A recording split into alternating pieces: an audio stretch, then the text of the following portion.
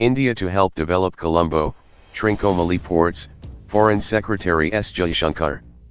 India will help develop both Colombo and Trincomalee ports in Sri Lanka, Foreign Secretary S Jaishankar said on Thursday, days after Sri Lankan Prime Minister Ranil Wickremesinghe named India as a top contender for developing the strategically located Trincomalee harbour in eastern part of the island nation.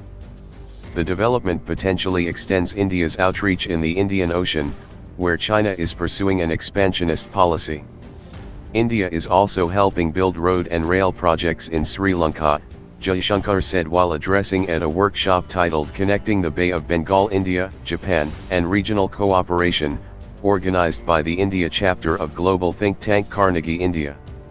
Wickremesinghe had said while participating in the 45th anniversary celebrations of the Kandy Sinhalese Traders Association in Kandy earlier this week that discussions were on with both India and Singapore for developing the Trincomalee harbour.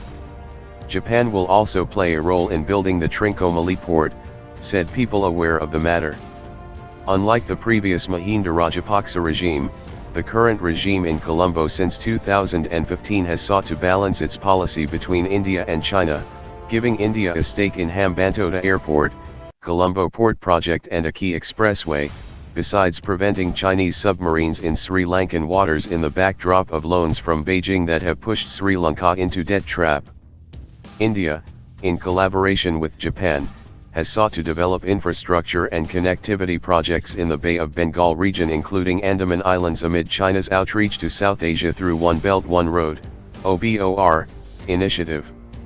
Sri Lanka had indicated a few months ago that it would hand over to India running of the Chinese-built Hambantota Airport near the deep-sea port. Handing over the loss-making Matala Rajapaksa International Airport, MRIA, in Hambantota to India would enable Sri Lanka to pay back dues to China's Exim Bank, which had provided loans to build the airport.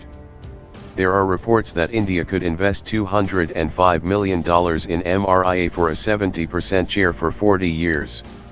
MRIA, located 250 kilometers south from Colombo, was built at a cost of $209 million largely with Chinese assistance, $190 million.